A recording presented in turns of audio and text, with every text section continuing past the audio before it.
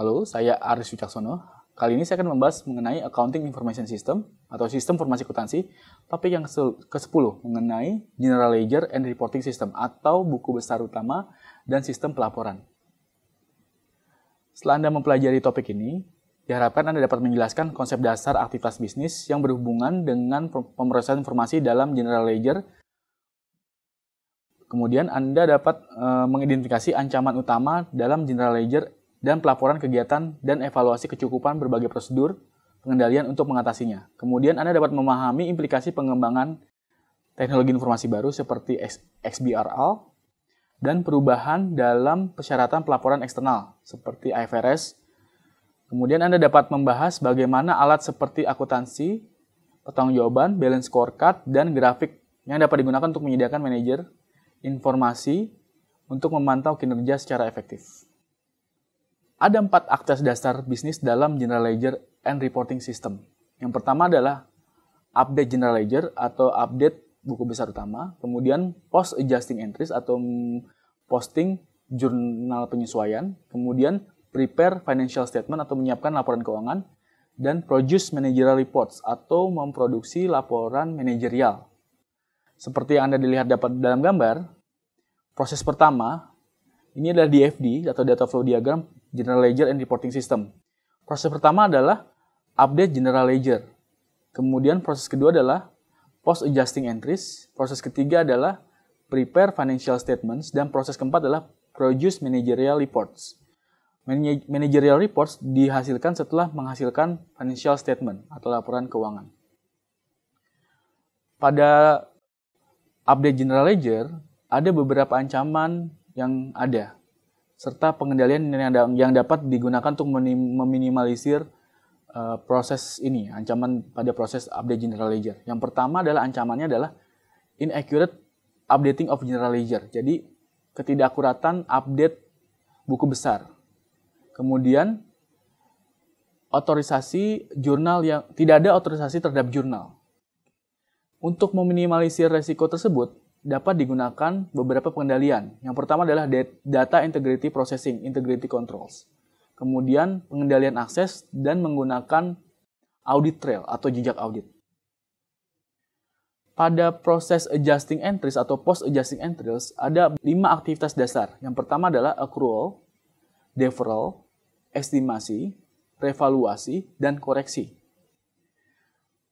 Pada proses ini, ada beberapa ancaman yang dapat terjadi dan ada beberapa pengendalian yang dapat diimplementasikan. Yang pertama adalah ancamannya ketidakakuratan jurnal penyesuaian atau adjusting entries.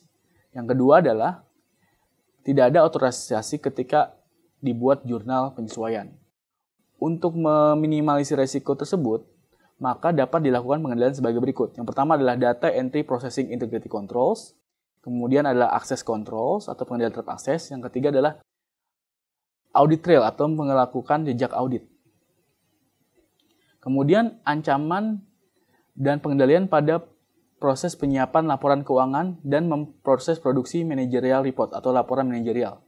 Ancaman yang mungkin terjadi adalah ketidakakuratan laporan keuangan. Kemudian adanya fraud atau kecurangan dalam pembuatan laporan. Kemudian laporan yang didesain tidak secara baik. Ada beberapa pengendalian yang dapat digunakan untuk meminimalisir risiko tersebut. Yang pertama adalah menggunakan processing integrity control pada proses-proses.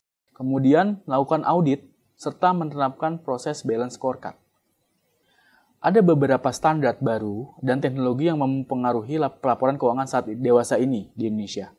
Yang pertama adalah penggunaan standar IFRS atau International Financial Reporting Standard. Seperti kita ketahui, Indonesia telah menerapkan standar internasional mengadopsi keseluruhan ke dalam PSAK mulai tahun 2012. Kemudian, penggunaan XBRL atau Extensive Business Reporting Language dalam proses pemrosesan atau pembuatan laporan keuangan. Hal ini sudah diterapkan di beberapa organisasi dan diterapkan pada Bursa Efek Indonesia. Untuk melakukan evaluasi kinerja, ada beberapa konsep yang harus dipahami.